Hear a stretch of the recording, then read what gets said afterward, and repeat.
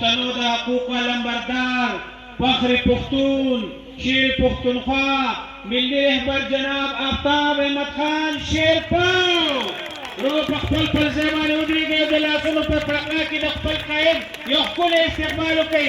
ملی رهبر جناب آفتاب احمد خان شیرپاو، ملی رهبر جناب آفتاب احمد خان شیرپاو، نوجوان قیادت جناب سکندر ایاب خان شیرپاو، نوجوان قیادت جناب سکندر ایاب خان شیرپاو، کارکنان قومي وطن پارټي یو ځل بیا د لاسونو په پړقا کې یو ښکلی استقبال وکړئ.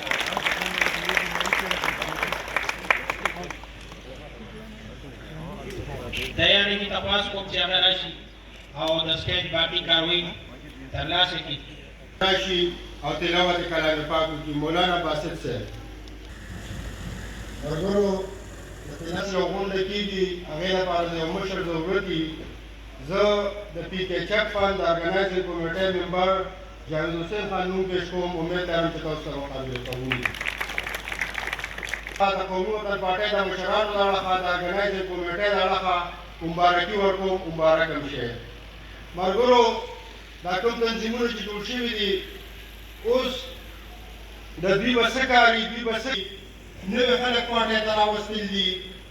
نو ګوند مشر جناب آفتاب احمد خان شیرپاو صاحب، زموږ صوبایي چیرمین جناب سکندر ایاب خان شیرپاو صاحب، په سټیج باندې نور ملګري او زما مخې ته د کیچپ کانډې د خوږو درنو مشرانو، السلام علیکم.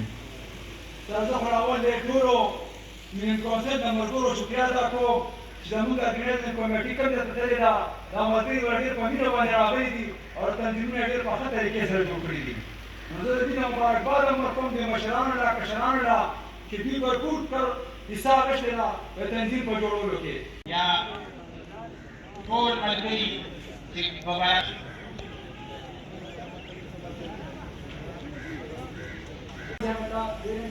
انشاءالله اپریشن کامیاب شوی دی او موږ سره په سټیج ناست دا هم ډېره خوشحالۍ خبره ده. او انشاءالله زموږ د ضلعې جنرال سکرټري مفتي افتخار خان بایپاس اپریشن کړی دی. اوس انشاءالله خیر خو دعا وکړو که چې هغه مطالب وکړي. نور